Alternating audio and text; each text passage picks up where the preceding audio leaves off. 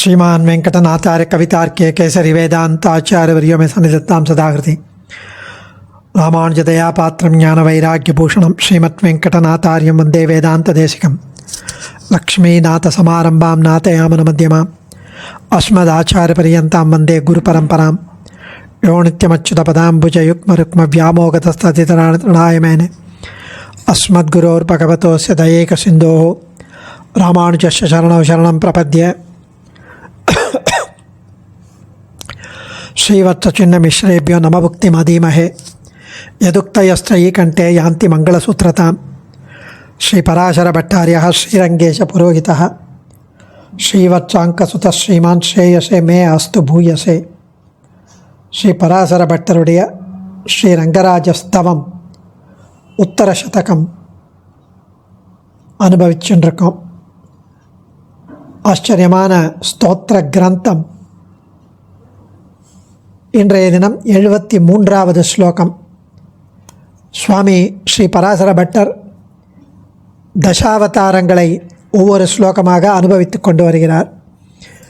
போன 2 ஸ்லோகம் கிருஷ்ணாவதாரத்தை அனுபவித்தார். இன்றைக்கி கல்கி அவதாரம் 73வது ஸ்லோகம். கல்கி தனுர்தரணீம் லகயிஷ்யன் கலிகலுஷான் விலுநாசி புராத்வம் ரங்கநிகேதலுனீஹி லுனீஹி அதி இதி அகிலம் அருந்துதம் அத்யனுலுனீஹி கல்கி தனுர்தரணீம் லகயிஷ்யத் லகயிஷ்யன் ஒன்று லகயிஷ்யத்னு 2 பாடம்.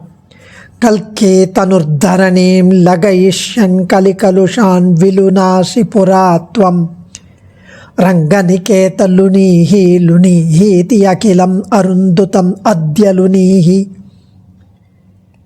பிரபோ, பெரிய பெருமாளே, திருவரங்கத்தை நித்தியவாச ஸ்தானமாக கொண்ட எம்பெருமானே, திருவரங்க பெரிய கோயிலை இருப்பிடமாக கொண்டு வாசம் செய்பவனே, கல்கியாக அவதாரம் எடுத்து இந்த கலிகாலத்தில் பாவம் செய்தவர்களை அடியுடன் நீ அழிக்கப் போகிறாய்.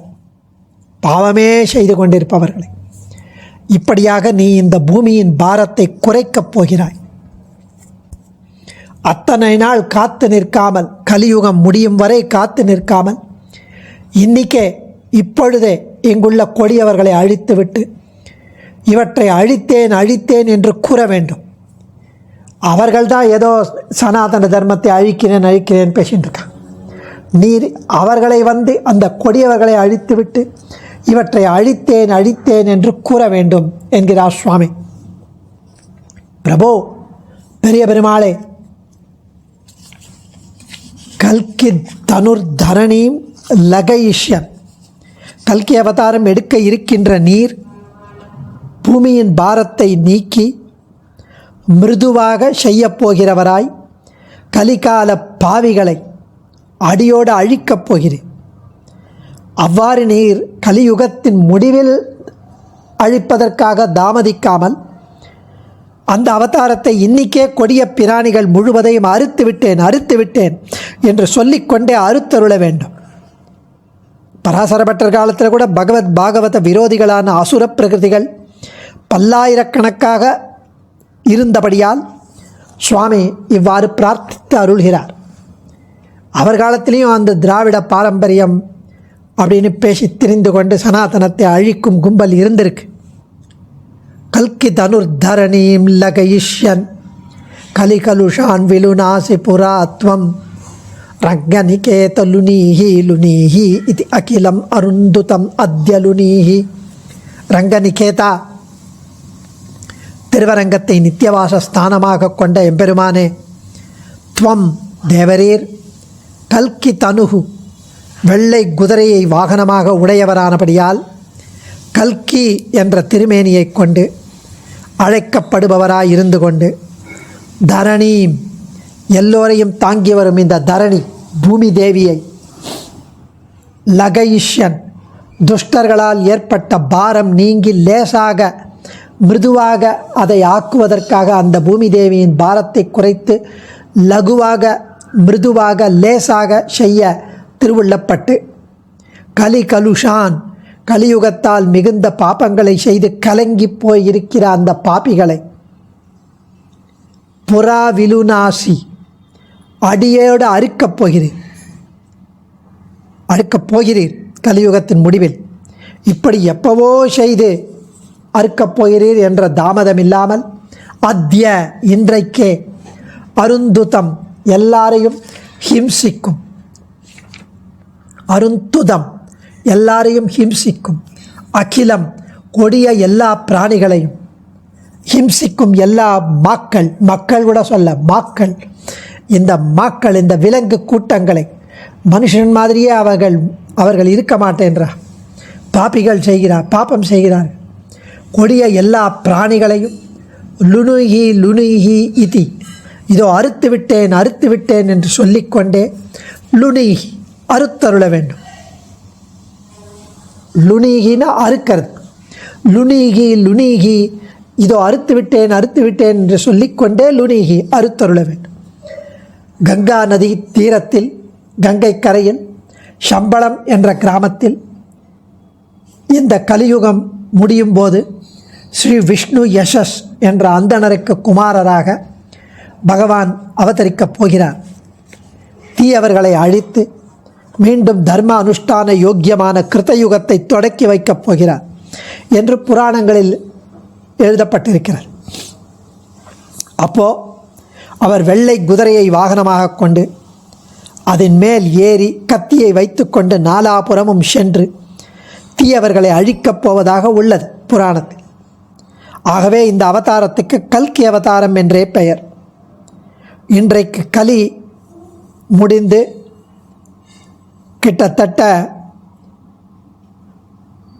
44,27,000 வருஷங்கள் ஆகிவிட்டது. கிட்டத்தட்ட இன்றைய கணக்கில் 4,27,000 வருடங்கள் இன்னும் இருக்கிறது. ஸோ இதிலேருந்து கிட்டத்தட்ட அதாவது 4,00,000 ஸ்ரீவத்சங்காச்சார் தெரிவிக்கிறார் 4,26,850 வருஷங்கள் இன்னும் இருக்கிறது. 4,26,850 வருஷங்கள் இன்னும் இருக்கிறது. இது முடிந்த அப்புறம் தான் கிருத்தயுகம் வரும். இப்போவே இந்த கலியுகத்தின் கோலாகலம் தாங்க முடியவில்லை. கலிபுருஷன் அதோட இன்ஃப்ளூயன்ஸ் ஆஃப் கலியுகம்னு தாங்க முடியல இப்போவே நமக்கு. ஆகவே இன்னிக்கே இந்த தீயவர்களை வெட்டி போடுவதற்காக கல்கி அவதாரம் எடுக்க வேண்டும். இன்னும் எப்படி 4,26,850 வருஷங்கள் நாங்கள் தாங்க போகிறோம். ஸ்ரீ பாஷ்யக்காரர், ஸ்ரீ ஆழ்வான், ஸ்ரீ பட்டர் இவர்கள் காலத்திலேயே சோழ தேசத்தில் ஸ்ரீ வைஷ்ணவர்களுக்கு இதர மதஸ்தர்கள் மூலம் பலபடி தினந்தோறும் பிராண ஆபத்தும் சம்பிரதாய பிரவச்சனங்களை பண்ண முடியாமல் தொல்லைகள் இருந்து வந்தது. அதனால் ஸ்ரீ பராசர பட்டர் இவ்விடம் பிரார்த்திக்கிறார். சுவாமி தேசிகன் காலத்திலும் இது வந்தது. அதுக்கு துருஷ்க யவனாதிபி ஜெகதி ஜிரும்பமானாம் பயம் என அபீதி ஸ்தவத்தில் தெரிவிக்கிறார். துருஷ்கர்களின் ஆதிக்கத்தால் பயம் என்று ஆச்சரியமாக தெரிவித்தார். சுந்தரபாகு ஸ்தவத்திலும் 120வது ஸ்லோகத்தில் சுவாமி கல்கி அவதாரத்தை பற்றி தெரிவிக்கிறார். கல்கி பவிஷ்யன் கலிகல்க தூஷிதான் துஷ்டான சேஷான் பகவன் ஹனிஷ்யசி சயேஷ தஸ்யா வசரஸ்ஸு சுந்தர பிரசாதி லக்ஷ்மீஷ சமக்ஷமேவனஹ. எதிர்காலத்தில் என்னைக்கோ கல்கி அவதாரம் எடுத்தருளப் போகிறாயாமே, அதை இன்னிக்கே எடுத்தருளி கலியின் கொடுமையை போக்கி அருளக்கூடாதா? குரத்தாழ்வான் கேட்குறார்.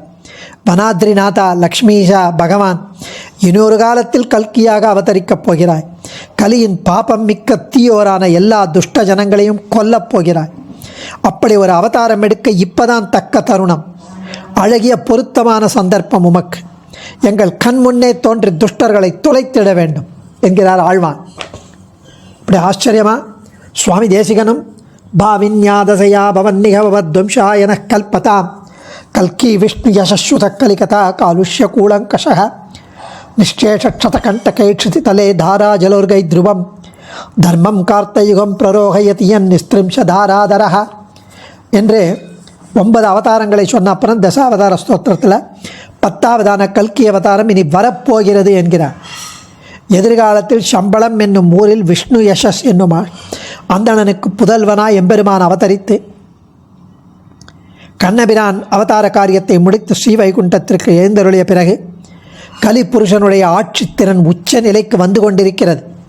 மக்களிடம் துராச்சாரம், அனாச்சாரம், நாஸ்திக கொள்கை, கெட்ட எண்ணம் முதலிய தீய குணங்கள் தலையெடுத்து நிற்கின்றன. கெட்ட குணம் இருக்குதுன்ற ஒரு பிரஜையே இல்லாமல் கெட்ட குணமாக இருக்கு. உலகத்திலே பாபிகள் மிகுந்து பெரிய குழப்பம் பின்னும் உண்டாக இருக்கப் போகிறது. எம்பெருமான் குதிரை முகத்துடன் கல்கியாக அவதரித்து கலியின் ஆர்ப்பாட்டத்தை வேறறுக்கப் போகிறான்.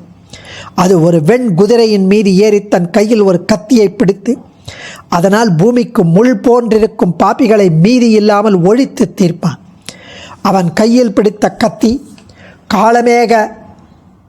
காளமேகம் தன்னுடைய நீர் தாரைகளால் பயிர்களை செழிக்கச் செய்வது போல தன் கத்தி முனையால் அதர்மத்தை அழித்து கிருதயுக தர்மத்தை நிச்சயமாக ஓங்கச் செய்யப் போகிறது.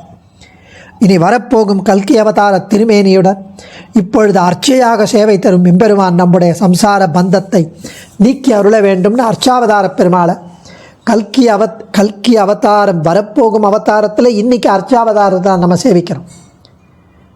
முன்னுள்ள பின்னால் வரப்போகும் சந்ததியினர் வணங்க அடியேன் தன்யோஸ்மி. ஆச்சாரியன் திருவடிகளே சரணம். கவிதார்க்கிக சிம்ஹாய கல்யாண குணசாலினே ஸ்ரீமதே வெங்கடேஷாய வேதாந்த குரவே நமः.